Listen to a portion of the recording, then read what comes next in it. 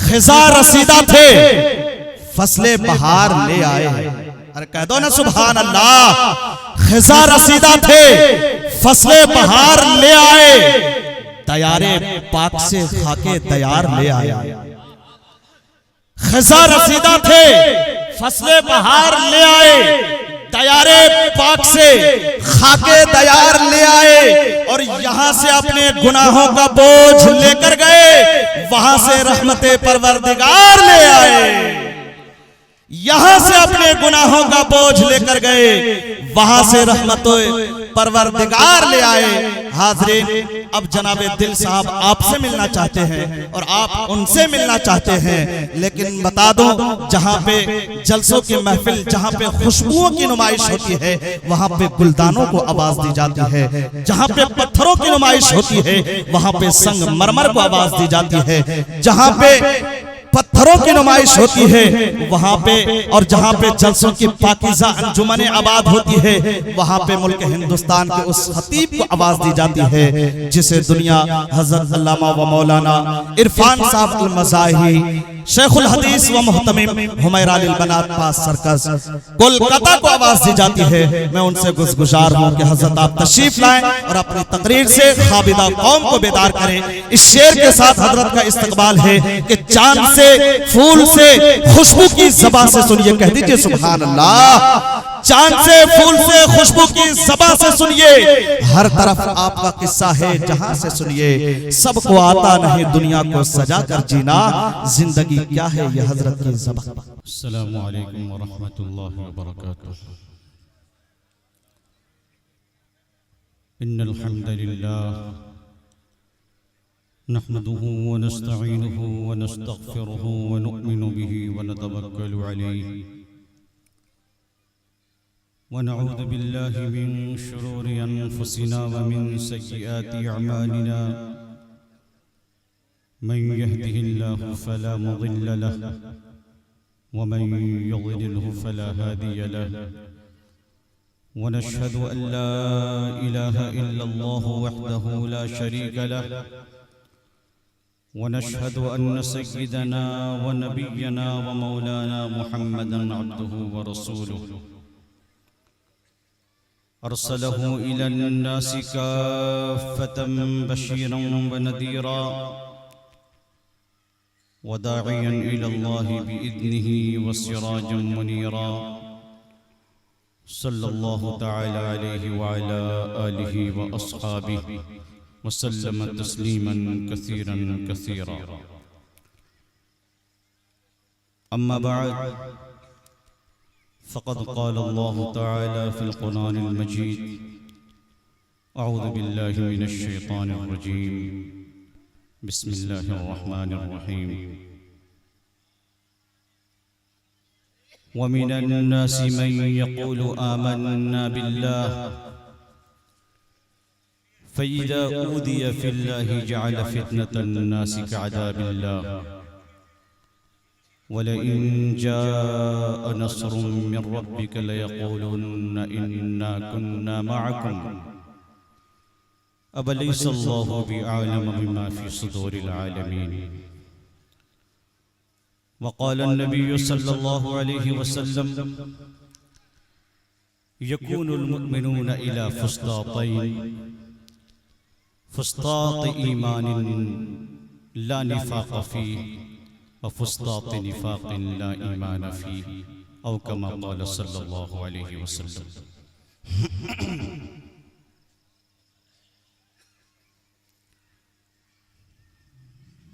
कदीम रिवायात के मुताबिक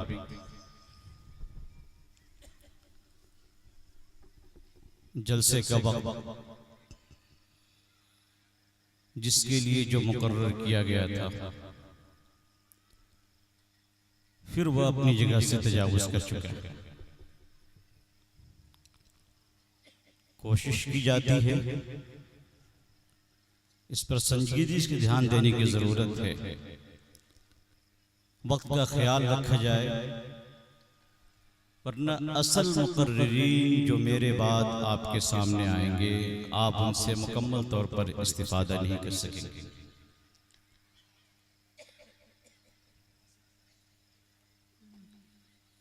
चूंकि सदारत की जिम्मेदारी दी गई थी, मैं बाज़ाब्ता आपके सामने तकरीर न करते हुए जिस खास मौजू का मुझे जिम्मेदार बनाया गया था, उस मौजू पर पूरी तकरीर तो नहीं की जा सकती, अलबत्ता हम उसकी तरफ इशारा करें।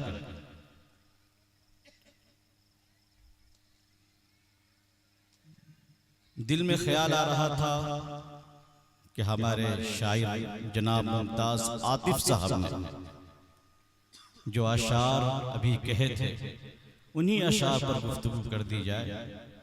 इस मजमे के लिए बेहतरीन नसीहतें होंगी, लेकिन फिर चूंकि हमारे मौजू से वो चीज़ें हटी हुई थी, इसलिए मैं उन्हें नज़रअंदाज करता हूँ। इंशाअल्लाह फिर कभी आइंदा कुरान करीम की जो आयत शरीफा मैंने आपके सामने पढ़ी है, ये सूरह अनकबूत पारा नंबर 20 की आयत है। और इसी मुनासबत से एक हदीस मैंने आपके सामने रखी है, जो इस दौर के फितनों से और इन दौर के हालात से बहुत ही ज्यादा मुनासिब। याद रखिए कि जिस तरह ईमान लाना एक बहुत बड़ा मसला है और अल्लाह ताला की बहुत बड़ी तौफीक है, इसी तरह ईमान की हिफाजत ऐसा मालूम होता है कि उससे बढ़कर कहीं मसला बना हुआ है। जिस दौर से हम गुजर रहे हैं, इस दौर में अगर मुसलमान आगे बढ़कर दूसरों के सामने ईमान की दावत न भी पेश करे, सिर्फ अपने ईमान की हिफाजत कर, अपने बच्चों के ईमान की हिफाजत कर ले, इस दौर के लिहाज से ये बड़ी कुर्बानी कही जा सकती है। क्योंकि ये दौर छटाई का दौर, हक और बातिल के दरमियान तमीज का दौर। अल्लाह रब्बुल इज्जत ने अनकरीब दुनिया के निजाम को बदलने का फैसला कर लिया है। और हम दुनिया में देखते हैं कि जब कोई कंपनी शुरू करने की प्लानिंग की जाती है, उससे नीचे उतरकर कोई कामयाब शोरूम को तरतीब दिया जाता है और चलाने की कोई प्लानिंग की जाती है, तो नजर ऐसे अफराद पर उठती है जो इस काम को अच्छे तौर पर अंजाम दे सके। अल्लाह के दरबार में पाकीज़ा और मुक़द्दस काम के लिए हमेशा पाकीज़ा शख्सियतों का इंतखाब होता है। आप सब जानते हैं उलमा की एक बड़ी तादाद यहाँ मौजूद है, और आपने भी अपने उलमा से कभी ये बातें सुनी होंगी कि इस वक्त दुनिया के अंदर जो निज़ाम चल रहा है ये वक्ती है, आर्जी है, इस निज़ाम को फना होना है। और वो पाकीज़ा निज़ाम जिसके ताल्लुक से अल्लाह और उसके रसूल ने खबर दी है कि बिल आखिर एक वक्त आएगा और सारी दुनिया पर इस्लाम का गलबा होगा, उसके आसार नजर आने लगे हैं।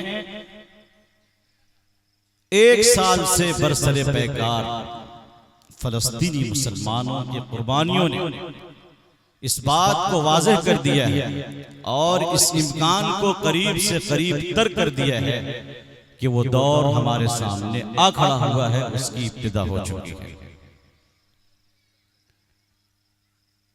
ईमान की बका और ईमान की हिफाजत कितना बड़ा मसला बनेगा, इसका अंदाजा अब इस हदीस पाक से लगाइए जो मैंने अभी आपके सामने पढ़ी। फितन की रिवायतों में से एक रिवायत, अल्लाह के पैगंबर इरशाद फरमाते हैं मुसलमान 2 खीमों में बढ़ जाएंगे, फुस्तात ईमान ला निफाक फीह, एक खीमा ईमान का होगा जिसमें निफाक नाम की कोई चीज न होगी, और फुस्तात निफाक ला ईमान फी, और एक खीमा निफाक का होगा जिसमें ईमान नाम की कोई चीज न होगी। मुसलमान दो हिस्सों में बंट गए। इस वक्त अगर हम पूरी दुनिया के हालात का जायजा लें,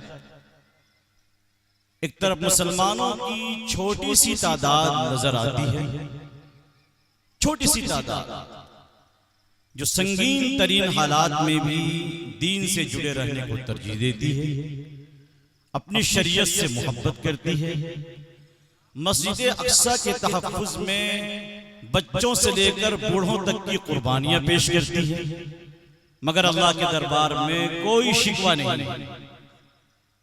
दुनिया के किसी मीडिया ने आज तक शिकायत का कोई एक जुमला उन मजलूमों की तरफ से हम तक नहीं पहुंचाया कि उन्होंने कभी इस कुर्बानी पर अल्लाह के सामने कोई शिकवा किया हो, कोई एतराज किया हो। हमेशा हशाश बशाश होकर पूरी बशाशत के साथ और अपनी सआदत समझते हुए जहां तक उनसे बन पड़ रहा है कुर्बानियां भी दे रहे हैं, दीन से जुड़े हुए हैं। और सोशल मीडिया के वास्ते से आपने देखा होगा वो बच्चे जिनके सरों से माँ बाप के साए छीन लिए गए, कुरान लिए बैठकर तिलावत कर रहे हैं, असातिज़ा के सामने कुरान पढ़ रहे हैं। यह है ईमान का खीमा। दूसरी तरफ निफाक का खीमा देखिए। एक ऐसा मुल्क जिसके पास हरमैन शरीफैन, मगर वहां की कमीनी हुकूमत ने, जलील हुकूमत ने और मुनाफिक हुकूमत ने जो हालात बना रखा है, उन्हें एक ज़ोम है कि हमारे पास मक्का है, मदीना है, हमारा कुछ नहीं बिगड़ सकता। और आए दिन मुकद्दस अरब की सरजमीन को तरह तरह के गुनाहों से नापाक किया जा रहा है, और हम में से भी कुछ मुसलमान उनके सपोर्ट में उनकी सफाई पेश करते हैं, और हमसे तमीज मिट गई। दूसरी तरफ हिंदुस्तान के हालात पे एक नजर डालिए। अभी हमारे बरादरान वतन में से कुछ लोग स्टेज पर आए और उन्होंने सारा जोर इस बात पर दिया है कि हम हिंदू मुस्लिम यकता के हक में हैं, कि दोनों कौमें यहाँ मिलकर रहेंगी, आपस में झगड़े नहीं होंगे। मगर हमें माफ कीजिएगा, इस सोच की तादाद कितनी है? कितने लोग हैं जो इस सोच रखते हैं? अक्सरियत किसकी? ये हालात क्यों बने? क्या मुसलमानों की तरफ से कोई गलती हुई है? समझदार लोग वो होते हैं जो दूसरों की गलतियां निकालने के बजाय खुद की गलती निकालते हैं, अपनी गलतियों का इकरार करते हैं कि हमसे गलती हुई।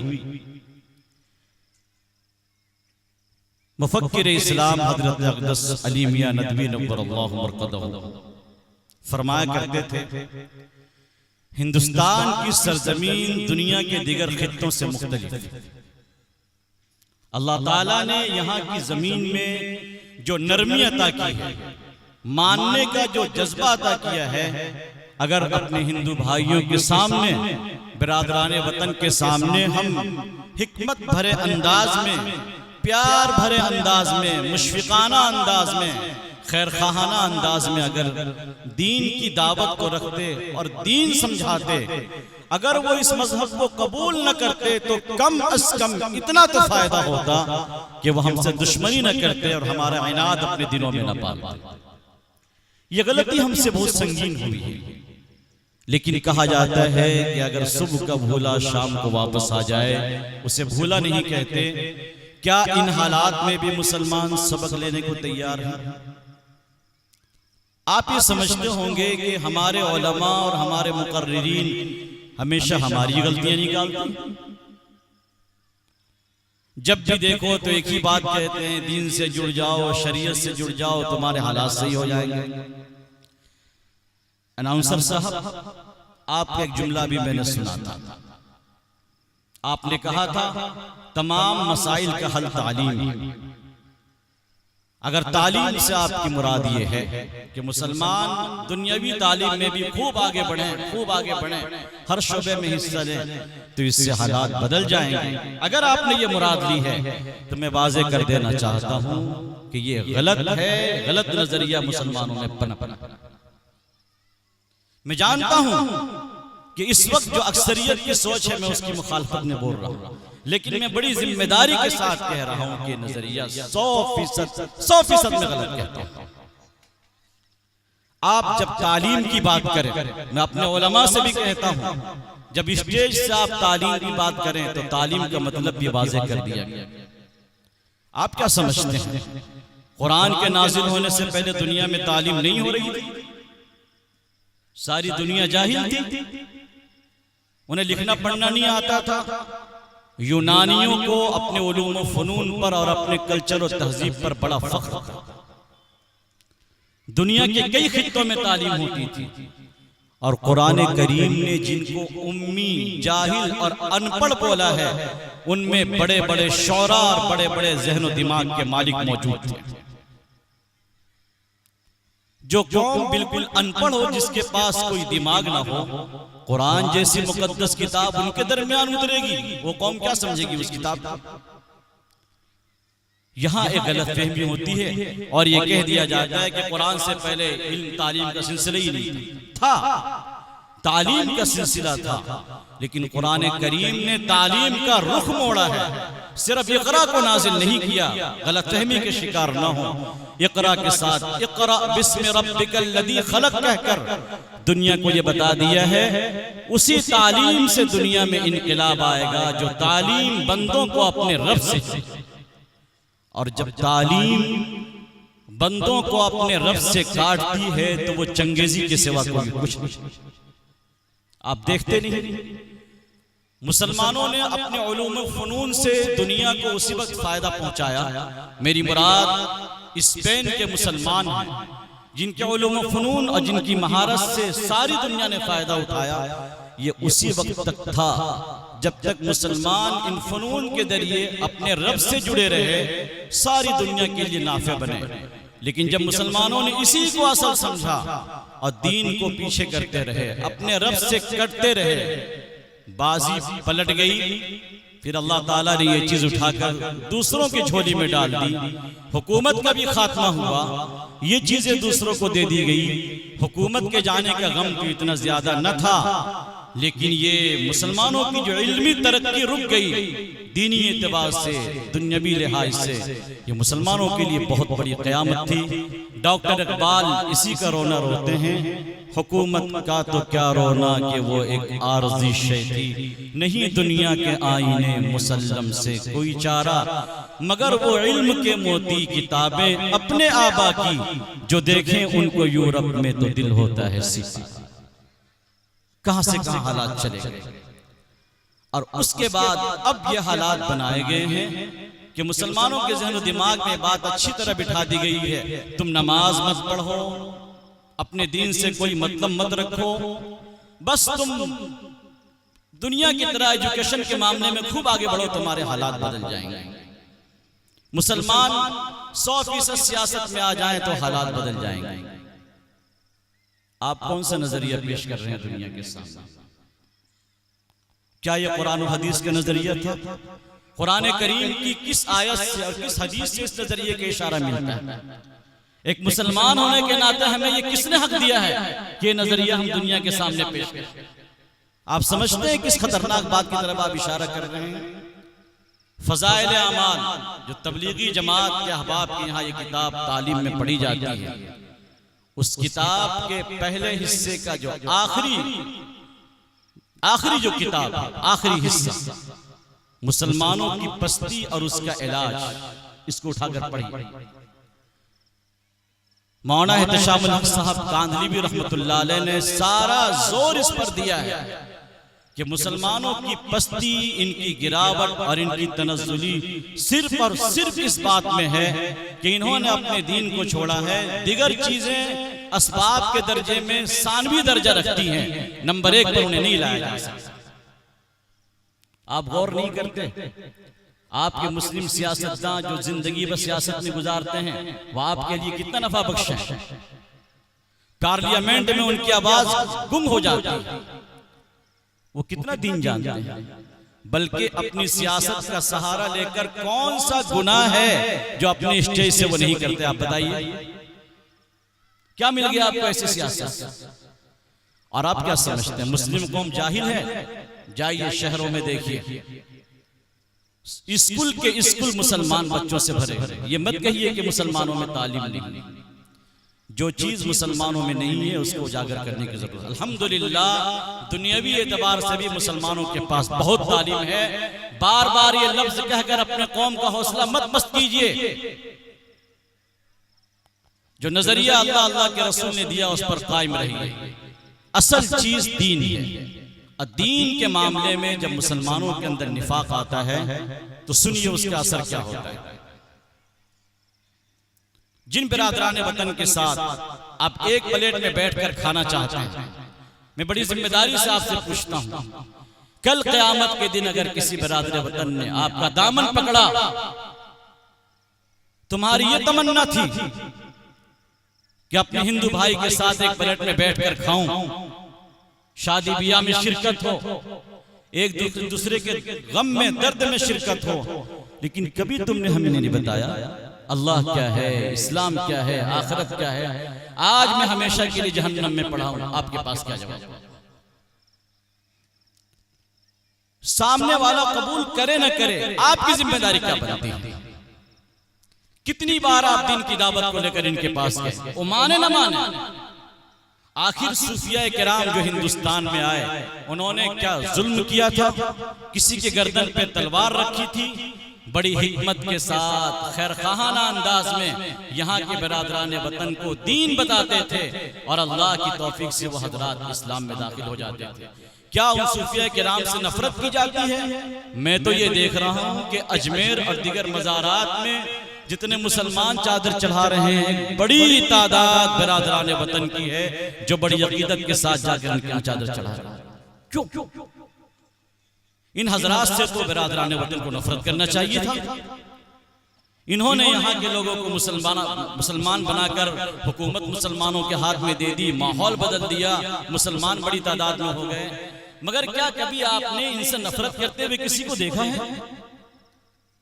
इससे मालूम होता है कि आप अगर मुखलिसाना जज्बे के साथ आगे बढ़ेंगे, और हर पैगंबर ने जो अपनी कौम के सामने आवाज लगाई थी, अना लकुम नासिहुन अमीन, अना लकुम नासिहुन अमीन, लोगों मैं तुम्हारा खैरख्वाह हूं, मैं अमानतदार हूं, अल्लाह की तरफ से मिली हुई अमानत को तुम तक पहुंचा रहा हूं। यह आवाज असर करेगी और जमाने माजी में इस आवाज ने अपना असर दिखाया है और उसी की तारसीर से आज मुसलमानों की एक बड़ी तादाद पर सगीर में मौजूद है। ये मुसलमानों की पहली जिम्मेदारी बनती है कि दीन की दावत को लेकर उठे। मुसलमानों की दूसरी जिम्मेदारी, सुलह हुदैबिया का वाक़या उलमा किराम जानते हैं कि सन 6 हिजरी में जब अल्लाह के पैगंबर ने उम्रा करना चाहा था, मुशरिकीन ने मना किया और फिर सुलह की नौबत आई, और जब सुलह मुकम्मल हो गई तो कुरान करीम की एक आयत नाजिल होती है, इन्ना फतहना लका फतहम मुबीना, पैगंबर हमने आपको खुली जीत अता फरमाई है। जबकि सुलह उसे कहते हैं जहां न किसी की फतह हो न किसी की शिकस्त हो, और कुरान कह रहा है कि हमने आपको खुली जीत अता फरमाई। आप जानते हैं क्यों? सीरत निगार यहां पर लिखते हैं कि सुलह की वजह से मुसलमानों को मुशरिकीन मक्का के साथ मिलने जुलने का मौका मिला। मक्के से लोग मदीना आते, अपने लोगों के पास आकर ठहरते, तिजारती नियत से आते, मदीने के लोग मक्का जाते, आपस में एक दूसरे को देखने का समझने का मौका मिला। और इस चीज ने मुशरिकीन ने मदीना को इतना मुतासिर किया कि मक्का की 13 साल जिंदगी और उसके बाद 6 साल और मदीनी जिंदगी, 19 साल में जितने हजरात ने इस्लाम कबूल नहीं किया था, सिर्फ 2 सालों में फतेह मक्का से पहले पहले तक उससे ज्यादा अफराद इस्लाम में दाखिल हो चुके थे। सिर्फ 2 साल के। क्या चीज थी? क्या बिरादरान वतन के साथ हमारा ये सलूक बाकी है? इस वक्त हमें ये शिकायत होती है कि हमें सताया जा रहा है, परेशान किया जा रहा है, लेकिन जिन जगहों में हमने बात ऐसी जगह पे देखी है जहां हम ताकत में होते हैं और जहां इस्लाम अखलाक का मुतालबा करता है, वहां हम भी पीछे नहीं हटते। अपनी ताकत का मुजाहरा करने से हम भी पीछे नहीं हटते। हमको वहां ये नहीं मालूम कि शरीयत के इस मौके पर क्या कदम उठाने का हुक्म दिया है, और इस तरीके से गलती की इस्लाह हम गलती से करना चाहते हैं। एक तरफ से गलती का सबूत दिया जाता है, दूसरी तरफ से भी गलती की जाती है। इसलिए हमारे अकाबिर फरमाते हैं कि हालात कितने संगीन से संगीतर हो जाए, यकीनन तुम बुज़दिल न बनो, लेकिन अपने हकीमाना अंदाज से बिरादरान वतन के सामने ऐसे नरम अखलाक पेश करो कि अगर तुम्हारी मुखालफत करने वाले 2 हों तो तुम्हारे सपोर्ट में 10 खड़े हो जाए। ऐसे हालात। जिस जमहूरियत की बातें करते हैं हम और आप थकते नहीं। जमहूरी निज़ाम, अगर इस निज़ाम को आप बचाना चाहते हैं, खालिस इस्लाम अमली तौर पर आप दूसरों के सामने पेश कीजिए। आपके मुल्क के एक खातून एडवोकेट जो मुसलमान नहीं गैर मुस्लिम हैं, वो कहती हैं मुसलमानों को अल्लाह ने कुरान की शक्ल में जो कानून दिया है, इन तमाम कवानीन में से सिर्फ एक कानून विरासत अगर हिंदुस्तान के मुसलमान उस पर अमल करके दिखा दें, सारा हिंदुस्तान मुसलमान हो जाएगा। ये बयान किसी जाहिल का नहीं, एक माहिर कानून खातून का बयान है कि मुसलमान सिर्फ इस पर अमल करके दिखा दें। हम में से कितने लोग हैं जो अपनी बहनों को हिस्से देते? अगर किसी बहन ने शरीयत में अपना हक समझकर मांग लिया तो हमेशा के लिए उससे रिश्ते तोड़ दिए जाते हैं। नमाजों की पाबंदी कितनों की है? हलाल और हराम की तमीज कितनों ने किया? पर्दे की पाबंदी कितनी है? ये वो पुरानी बातें हैं जो आप समझते होंगे वही घिसी पिटी बातें भाई। चूंकि हम इन बातों पे अमल नहीं करना चाहते तो हमने एक दूसरा नुक्ता निकाल दिया है मार्केट में। मुसलमान तालीम में पीछे हैं, सियासत में पीछे हैं, फला में पीछे, फला में पीछे। दिल को तसल्ली दे देते हैं कि हाँ भाई आगे बढ़ो। अब जानते हैं आगे बढ़ने के हिस्से में क्या हो रहा है? स्कूल कायम किए जा रहे हैं मुसलमानों की तालीम के नाम पर, और उसी स्कूल में हमें माफ कीजिएगा उलमा की जमात, हजरात उलमा मौजूद होते हैं और कल्चर के नाम पर लड़कियों को डांस करवाया जाता है। मैंने अपनी आंखों से देखा। क्या है? क्या कर रहे हो यार? आप क्या बिरादरान वतन को तालीम, दुनिया को आप क्या बताना चाहते हैं? आपके इस अमल से सिवाय गुलामी के कुछ और समझ आता है? तालीम के नाम पर आप ये जाहिर कर रहे हैं कि दुनिया वालों में तुम्हारा गुलाम हूं। ऐसी तालीम आपको तरक्की दिलाएगी? इसलिए सही इस्लाम, साफ सुथरा इस्लाम अमली तौर पर बिरादरान वतन के सामने पेश कीजिए। साबिक अमीर शरीयत हजरत अक़दस मौलाना मिन्नतुल्लाह रहमानी मुंगेरी नव्वरल्लाहु मरक़दहू फरमाया करते थे, बिरादरान वतन के पास इतना वक्त नहीं है कि वो कुरान और हदीस खोलकर पढ़ेंगे और इस्लाम को समझेंगे। मुसलमानों को जैसा करता देखते हैं इसी एतबार से उनका जहन बनता है कि इस्लाम यही सिखाता है और इसी के मुताबिक वो इस्लाम के बारे में नजरिया कायम करते हैं। यही वजह है कि जब कोई मुखलिस और सच्चा मुसलमान बिरादरान वतन को मिलता है तो कहते हैं कि आज हमें समझ आया कि इस्लाम ये बताता है, वरना अब तक हम ये समझ रहे थे कि इस्लाम। इसलिए अमली तौर पर जिस तरह सहाबे किराम पाकीज़ा सीरत और पाकीज़ा किरदार मुशरिकीन मक्का के सामने पेश कर रहे थे और एक बड़ी तादाद ने ईमान कबूल कर लिया, मुसलमानों को इस पर आने की जरूरत है। तीसरी चीज जिसको कहकर मैं अपनी बात को खत्म कर रहा हूं, दीन के अंदर मजबूती और जमाव। दीन के मामले में तशद्दुद नहीं कह रहा हूं, तसल्लुब, सख्ती, कि एक जरा भी दीन के मामले में बेगैरती और बुज़दिली हमसे बर्दाश्त ये नहीं हो सकता। आप ये मत समझिए हुकूमतों ने फैसले सिर्फ आज किए हैं, अपनी तारीख को पढ़िए तो मालूम होगा जो फैसले आज आपके सामने किए जा रहे हैं, चाहे वक्फ बोर्ड का मसला हो या दिगर फैसले हो, तीन तलाक का मसला हो जो इससे पहले गुजर चुका है। इससे खतरनाक फैसले जमाने माजी में किए जा चुके हैं, मगर मैं कुर्बान जाऊं अहलुल्लाह की जुर्रत पर, उनकी गैरत ईमानी पर। कभी काफिला देवबंद से निकलता था, कभी लखनऊ से निकलता था, और ये कह दिया जाता था ये उलमा का काफिला वापस नहीं होगा जब तक हुकूमत अपने कानून को वापस न ले। एक तरफ आप कहते हैं कि हम एक अल्लाह को मानने वाले हैं, हम एक अल्लाह को मानते हैं, दूसरी तरफ आपसे शिरकिया गीत कहलवाई जाती है। मुसलमानों में से बात कहते हैं कि अगर हमारे बच्चे पढ़ लें तो क्या हर्ज है। ये दोगली पॉलिसी और ये मुनाफकत हमें माफ कीजिएगा। एक तरफ आप तौहीद की बात करते हैं और दूसरी तरफ कहते हैं कि अगर हमने पढ़ लिया तो क्या फर्क। तो जब कोई हर्ज नहीं है तो फिर कलमा पढ़ना भी छोड़ दीजिए, कह दीजिए कलमा ला इलाहा इल्लल्लाह का कोई मतलब नहीं बनता। मैं आपको वाकया सुनाता हूँ। वजीर तालीम हिंदुस्तान के अटल बिहारी वाजपेयी का दौर है और उन्होंने फैसला कर दिया कि यहाँ स्कूलों में मुसलमान बच्चों के लिए वंदे मातरम पढ़ना लाजिम होगा, जबकि जमहूरी मुल्क के अंदर ऐसा कानून बनाना कि किसी कानून को जो किसी मजहब के खिलाफ हो उसके बच्चों पे थोपा जाए, कि जमहूरियत का खून करना है। मुफक्किर इस्लाम मौलाना अली मियां नदवी नव्वरल्लाहु मक़दम ने ऐलान किया अगर ये कानून वापस नहीं होता कल से मुसलमान बच्चे स्कूल नहीं जाएंगे।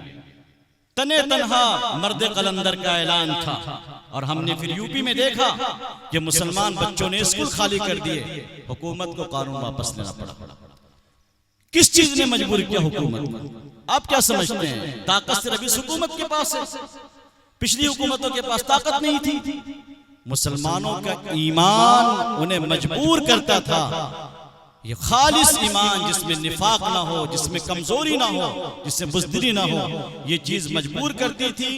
और बिरादराने वतन सोचने पर मजबूर होते थे इस्लाम में ऐसा रखा क्या है। आप देखते नहीं फलस्तीनियों की कुर्बानियों को देखकर सारी दुनिया कहती है इस्लाम में रखा क्या है ये इस्लाम।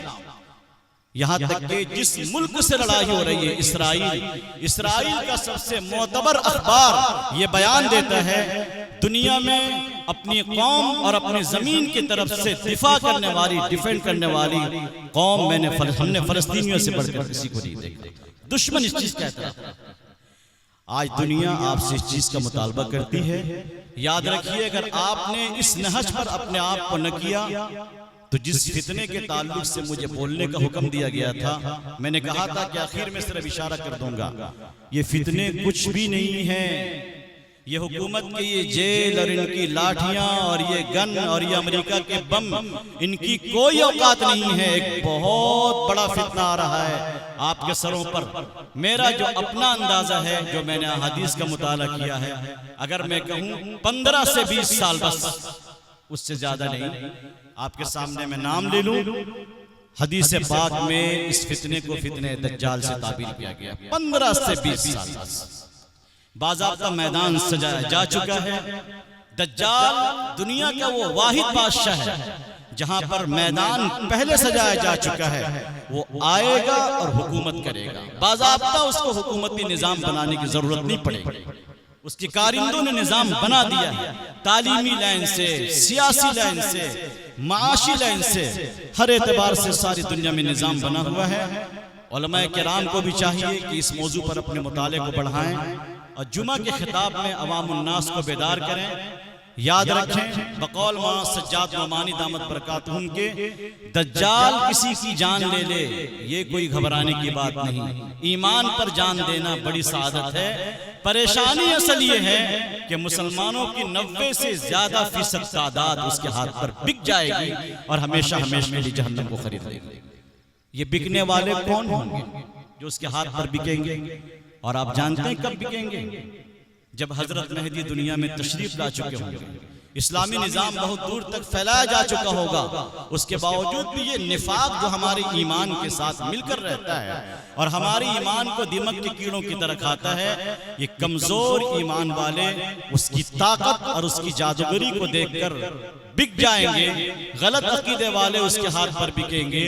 कभी दो शैतान खड़े होकर कह देंगे मरने वाले दो मरने वाले शख्स जो किसी के माँ बाप होंगे, उनकी शक्ल में आकर कभी शैतान कहेगा ये दज्जाल जो कह रहा है ये हक है, यही रब है, इसकी इताअत कर लो। मुसलमान कभी इस नाम पर बिक जाएंगे। कभी दज्जाल अपने हाथ में रोटी दिखाएगा, ये हमारे पास रोटी है, रोटी का पहाड़ है, ये पानियों के नहर है, अगर तुम हमें खुदा मानते हो तो ये चीजें मिलेगी, और अगर नहीं मानते हो तो फलस्तीन के बच्चों की तरह तुम्हें भी तड़पा दिया जाएगा। तस्लीम करते हो हमारी खुदाई को? हम में से कितने हैं जो अपने ईमान को बचा लेंगे? बच्चों को भूख से तड़पता देखकर जरा बताएं कितने लोग अपने ईमान को बचा उसके हाथ में बिकेंगे या नहीं बिकेंगे? आप क्या समझते हैं ये कोई अफसाना है जो घर कर बयान किया जा रहा है?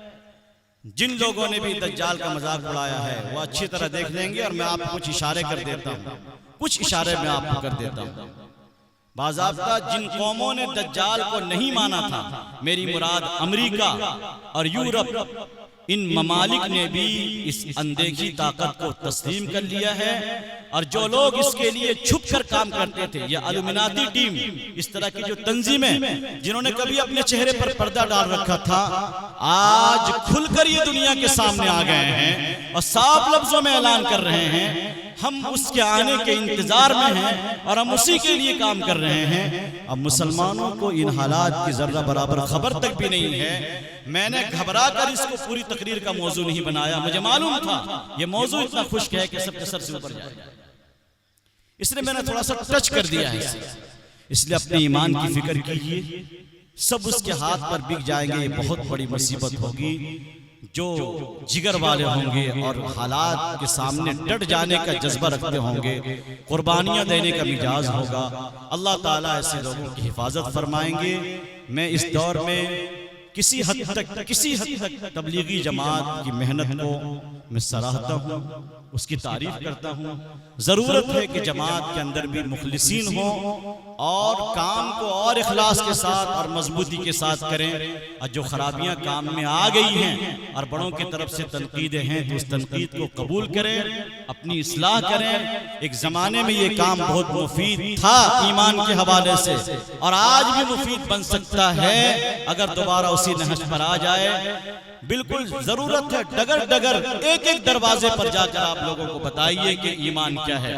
मैं हमेशा अपनी मस्जिद में जुमा के दिन लोगों से कहता हूँ, तुम अपनी मस्जिदों के बारे में फिक्र करते हो कि हमारी मस्जिदें छीनी जा रही है, बाबरी मस्जिद गई, अब तो मथुरा की बारी है, बनारस की बारी है, फला की बारी है, फला की बारी है।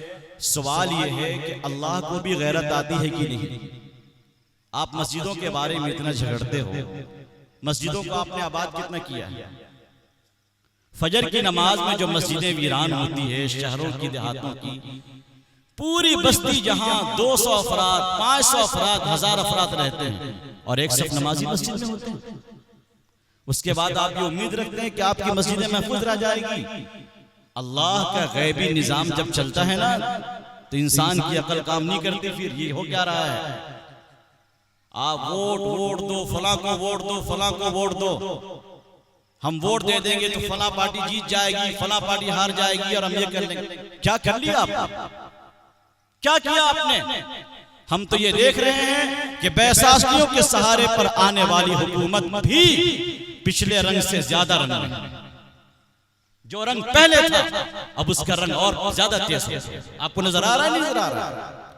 इसलिए जाहिर भी न बने, हकीकत में जाइए, हकीकत की बात कीजिए, हवाई तकरीर नहीं। ये हवाई बातें अच्छी नहीं लगती, हकीकत पसंदी का दौर है। जमीनी सतह पर आप अगर बातों को समझने की कोशिश नहीं करेंगे, दीन से गए हैं दुनिया से भी जाएंगे। जब कौम दीन को पीछे करती है तो अल्लाह ताला दुनिया भी छीनता है, और जब मुसलमान दीन को तरजीह देते हैं, दीन के सदक़े में और उसकी भीख में अल्लाह ताला दुनिया कदमों में डाल देता है। इसलिए सारी दुनिया के सामने आप 3 चीजें लेकर आ जाइए। डॉक्टर इकबाल का शेर सुनाकर मैं अपनी बात को खत्म कर देता हूँ। सबक पढ़ फिर सदाकत का, शजाअत का, अदालत का, लिया जाएगा तुझसे काम, दुनिया की इमामत का। अल्लाह ताला हम सबको अपने दीन से मुकम्मल तौर पर जुड़ने की तौफीक अता फरमाए और आने वाले फितनों में हमें अपने ईमान की फिक्र करने, अपने नस्लों की ईमान की फिक्र करने और बिरादरान वतन तक सही पैगाम पहुँचाने की अल्लाह ताला हम सबको तौफीक अता फरमाए। वाखिर दावाना अल्हम्दुलिल्लाहि रब्बिल आलमीन।